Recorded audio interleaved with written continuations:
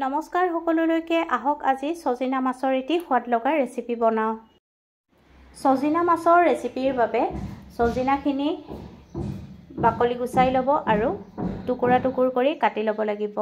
যদি আপোনালোকৰ মোৰ এই ৰেচিপিটো চাই ভাল লাগে তেতিয়াহ'লে ভিডিঅ'টোত লাইক কমেণ্ট শ্বেয়াৰ আৰু দীপিকা কিটচেন এণ্ড ব্লগ চেনেলটো যদি এতিয়ালৈকে ছাবস্ক্ৰাইব কৰি ৰখা নাই চেনেলটো ছাবস্ক্ৰাইব কৰি কাষতে থকা বেল আইকনটো অন কৰি ৰাখিব, তেতিয়াহে মোৰ আহিবলগীয়া ভিডিঅ'ৰ নটিফিকেশ্যনবোৰ আপোনালোকে সৰ্বপ্ৰথমে পাব।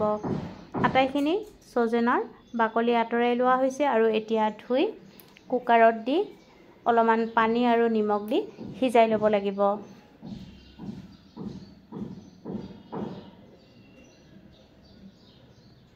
আনফালে মিক্সি বাটি এটাত পিঁয়াজ, আদা, নহৰু, জলকীয়া, বিলাহী আৰু সৰিয়হখিনি ভালকৈ পেষ্ট বনাই ল'ব আৰু মাছত নিমখ, হালধি আৰু অলপমান কাশ্মীৰী ৰেড চিলি পাউডাৰ সানি ল'ব।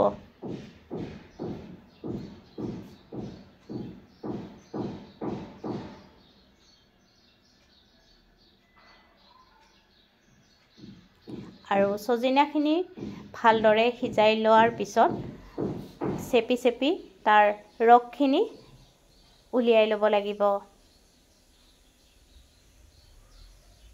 আপোনালোকে বাৰু এনেকৈ সজিনা মাছৰ ৰেচিপি বনাই খাইছেনে? যদি খোৱা নাই এবাৰ খাই চাব। এবাৰ খালে এই ৰেচিপিটো আপোনালোকৰ বাৰে বাৰে খাবলৈকে মন যাব, ইমানেই সোৱাদ হয়। আৰু সৰু সৰু ল'ৰা ছোৱালীও এনেকৈ বনাই দিলে আপোনালোকে যে সজিনা বনাই দিছে গমেই নাপাব। ভালকৈ ৰসখিনি দুবাৰ উলিয়াই ল'ব। এতিয়া কেৰাহী গৰম কৰি ল'ব আৰু তাত সৰিয়হৰ তেল দি নিমখ হালধি সানি ৰখা মাছ কেইপিচ ভাজি উঠাই ৰাখিব।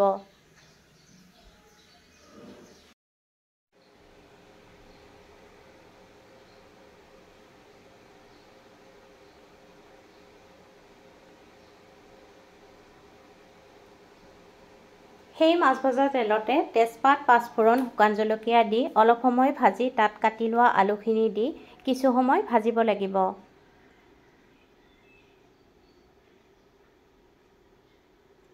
এতিয়া বনাই লোৱা বিলাহী, পিঁয়াজ, আদা, নহৰু, জলকীয়াৰ পেষ্টখিনি দি কেঁচা গন্ধটো গুচি যোৱালৈকে ভাজিব লাগিব।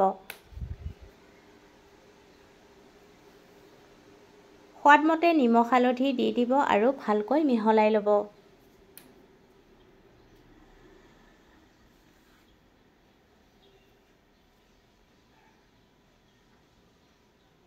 এতিয়া বনাই লোৱা সজিনাৰ ৰসখিনি দি দিব আৰু তাৰ পিছত ভালকৈ মিহলাই ল'ব।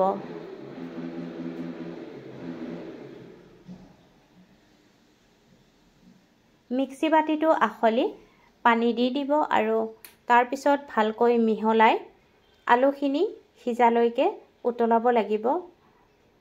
ভালকৈ উতল আহিলে ভাজি ৰখা মাছ কেইপিচ দি দিব আৰু পুনৰ কিছু সময় উতলাব লাগিব।